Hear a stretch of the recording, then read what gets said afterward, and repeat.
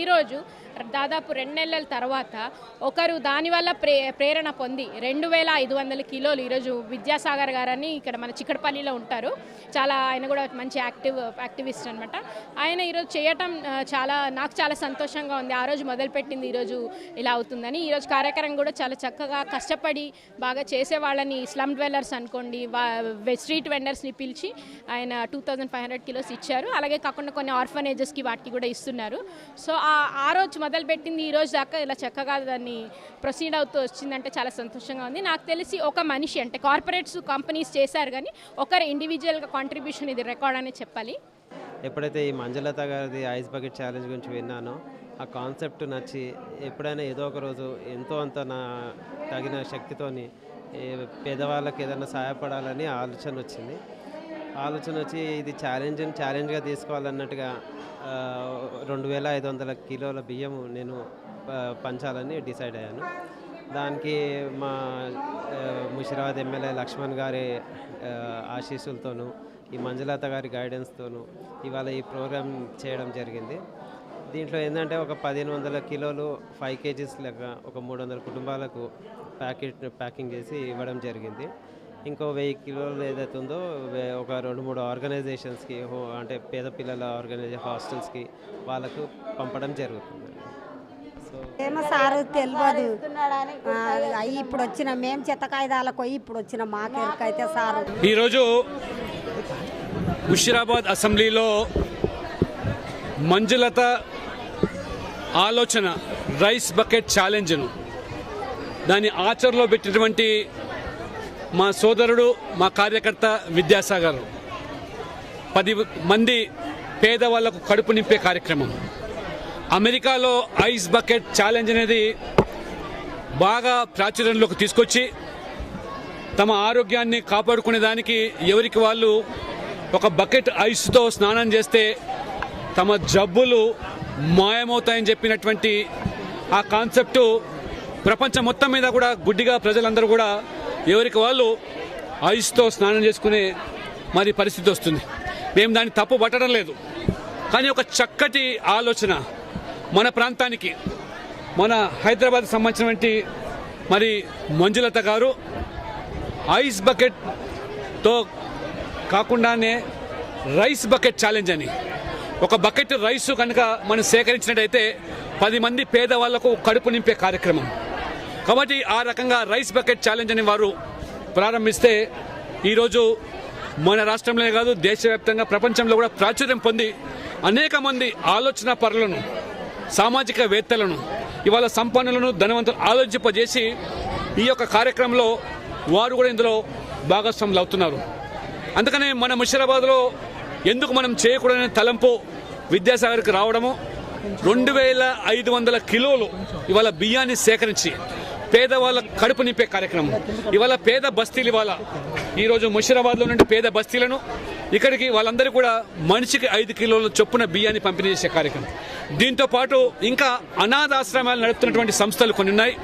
వైద్య ఆశ్రమం లేదా వాత్సల్య సింధు, కొమురం భీం లాంటి సంస్థలు అనాథులు అయితే ఉన్నారో అనాథ పిల్లలు ఈరోజు తల్లిదండ్రులు లేకుండా పేదరికంలో మగ్గే వాళ్లకు చూసే అవకాశం లేనటువంటి వాళ్ళను ఈ సంస్థలు ముందుకొచ్చి వాళ్ళని ఆదుకుంటున్నటువంటి దిశలో వాళ్ళకు కూడా మనము ఈ యొక్క బియ్యాన్ని పంపిణీ చేసి ఆ రకంగా కడుపు నింపే కార్యక్రమాన్ని మనం ఎందుకు చేయకూడదని ఈరోజు దాన్ని లాంఛనంగా ప్రారంభం చేశాము. మంచి ఆదరణ కలుగుతుంది, మంచి మరి ఆలోచన పనులు ముందుకు వస్తున్నారు.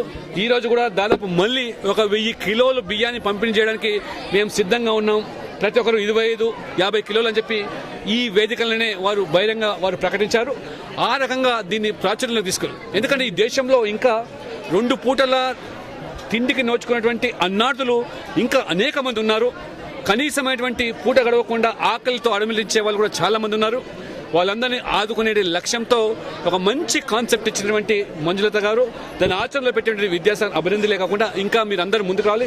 ఇది రాజకీయాలకు అతీతంగా యువకులు ముఖ్యంగా అదే రకంగా సామాజిక సంస్థలు వీళ్ళందరూ కూడా చైతన్యం చేసి ఏ రకంగా ఇవాళ నరేంద్ర మోడీ గారు ప్రధానమంత్రి గారు కనీసం ప్రభుత్వ పాఠశాలలో టాయిలెట్స్ లేవు, మరుగుదొడ్లు లేవనే ఆలోచనతోని ఇవాళ కార్పొరేట్ కంపెనీలందరూ కూడా విధిగా 2% నిధులు వారికి కేటాయించి టాయిలెట్స్ నిర్మాణం చేయాలని చెప్పి పేదవాళ్ళ కోసం ఆలోచన చేశారో ఆ రకంగా ఇవాళ మరి అందరినీ కూడా ఆలోచింపజేస్తుంది, చైతన్యం చేస్తుంది.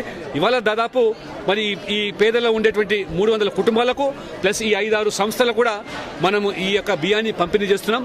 దీన్ని అందరూ కూడా దీన్ని అవకాశంగా తీసుకొని ముందుకు రావాల్సిందిగా కూడా నేను విజ్ఞప్తి చేస్తున్నాను. ఇది రాజకీయంగా లేదా ఇతరత్ర ఆలోచన లేకుండా ఒక సామాజిక స్పృహతోని ఒక అవేర్నెస్ కార్యక్రమాన్ని తీసుకొచ్చినటువంటి నేను సామాజిక కార్యకర్తలను అందరినీ కూడా అభినందిస్తూ మరి మీ అందరికీ కూడా ధన్యవాదాలు తెలుపుతున్నాను.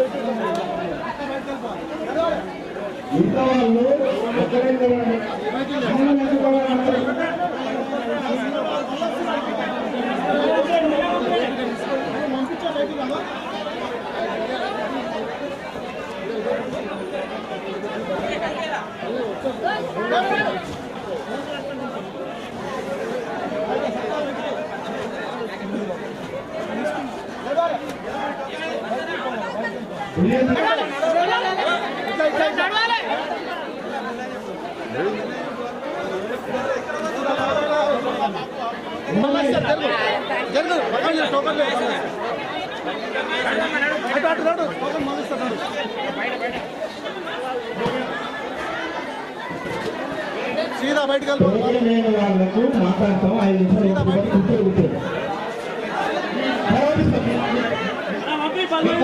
సీదా మేము ఇవాళ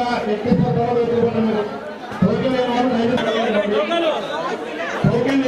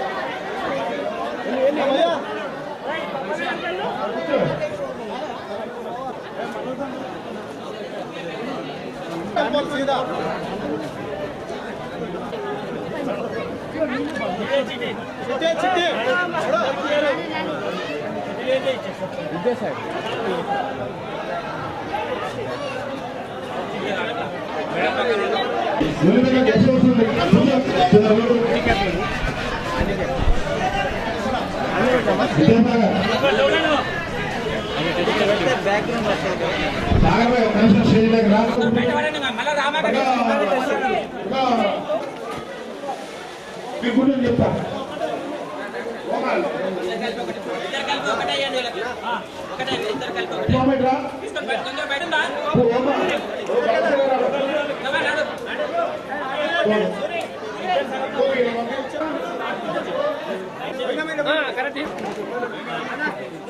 సీదా బయటకు వెళ్ళిపోవాలి